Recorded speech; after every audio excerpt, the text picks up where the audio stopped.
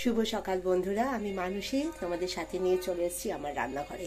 আজকে না বন্ধুরা একদম বাজার দিয়ে তোমাদের কাছে শুরু করছি যে কি কি বাজার এসছে না এসছে আর কি রান্না করব। তবে রান্না কিন্তু আমার এখনো কিচ্ছু হয়নি, খুব খুব ঠান্ডা লেগেছে বন্ধুরা, দেখতে পাচ্ছ ভেতরে ভেতরে জ্বর হয়ে জ্বরের থেকে যে র্যাশ বেরোয় সেটা পর্যন্ত বেরিয়েছিল।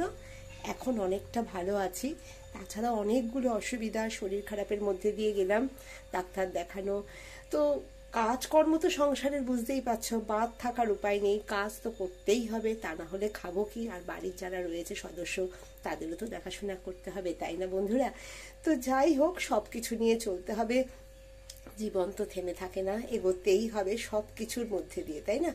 তো যাই হোক বন্ধুরা, আজকে যেটা তোমাদের কাছে তুলে ধরছি সেটা হচ্ছে আমি না বাজার আসার পরে তাড়াতাড়ি সমস্ত কেটে কুটে সমস্ত গুছিয়ে নিচ্ছে, কারণ যত দেরি করব তত দেরি হয় না। রান্নাটা করার আগে তোমাদের কাছে একটু তুলে ধরি, তারপরে রান্না তো হয়ে গেলে আমি অবশ্যই আসছি তোমাদের কাছে বন্ধুরা।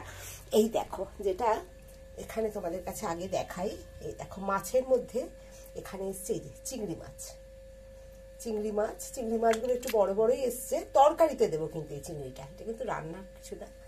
আর যেটা এসছে এই যে কাতলা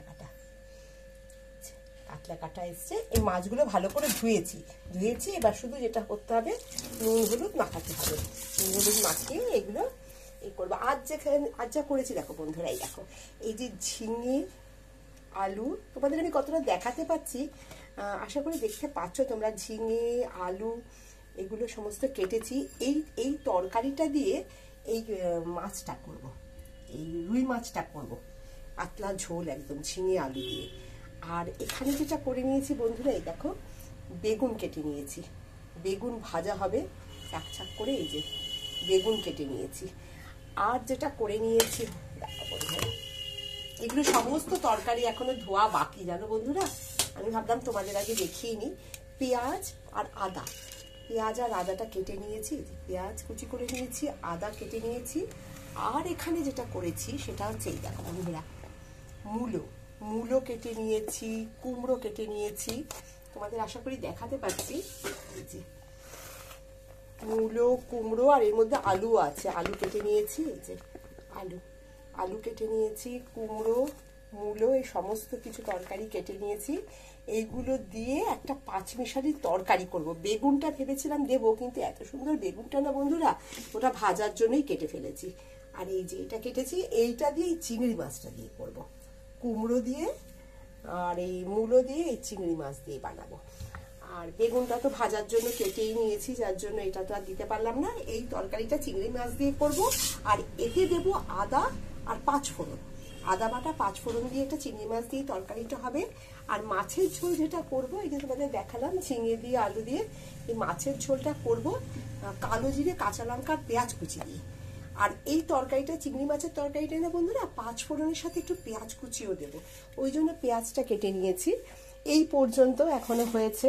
আর যেটা হয়ে গেছে ভাতটা তো হয়েই যায়, সকাল সকাল একটু করে নিয়েছি ভাতটা, এই যে গরম একদম ধোয়া উঠছে, ভাতটা করে নিয়েছি। আর এই তরকারিগুলো কেটে নিলাম, তো পেঁয়াজ আর আদাটা একটু বেশি করেই কেটেছি, কারণ একটু এই তরকারিতে একটু দিতে হবে, কারণ চিংড়ি মাছের তরকারি তো একটু পেঁয়াজ দিতে হয়, তবে এতে রসুন দেবো না, রসুন দিলে না মানে মাছের এই যে একটা পাঁচমিশালি যে তরকারির যে একটা গন্ধ, ওটা নষ্ট হয়ে যাবে। শীতকালের সবজি বুঝতেই পারছো, এখন মুড়োর স্বাদই আলাদা।